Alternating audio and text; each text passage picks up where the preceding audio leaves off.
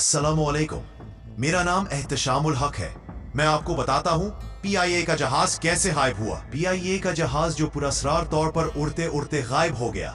35 साल पहले गिलगित से इस्लामाबाद आने वाला PIA का फोकर जहाज उड़ते उड़ते यूं गायब हुआ कि आज तक उसका कोई सुराग नहीं मिला। PK-404 की मंजिल गिलगित से 300 किलोमीटर दूर इस्लामाबाद थी, जहां उसने 55 मिनट की परवास के बाद उतरना था।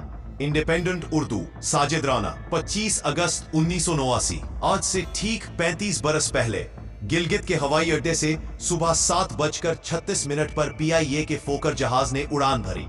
ये एक रोशन और चमकदार सुबह थी। रास्ते में किसी हद तक मौसम खराब होने की खबरें थीं, मगर कोई बहुत ज्यादा तशवीश की बात नहीं थी। इस परवाज का नाम PK-404 था और इसकी मंजिल 300 किलोमीटर दूर इस्लामाबाद थी, जहां उसने 55 मिनट की परवाज के बाद उतरना था।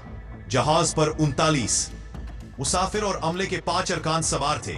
जहाज को कैप्टन SS जुबैर उड़ा रहे थे, जबकि उनके साथ कैप्टन एहसन इकबाल बिलग्रामी भी थे। फर्स्ट ऑफिसर सुहेल इकबाल थे।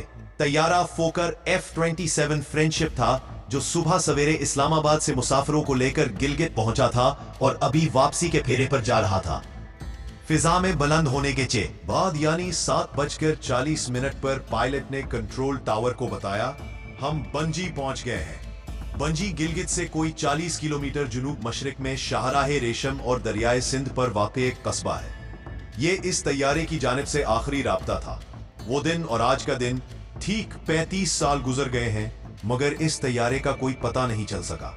जहाज से मेडे की कोई हंगामी कॉल आई, ना ही रेडार पर इसका कोई खोज हाथ लगा। मुतअद्दिद बार हवाई और जमीनी तलाश के बावजूद तैयारे का मलबा मिल सका, और ना ही इस सवाल का जवाब कि इसे जमीन निगल गई या आसमान खा गया।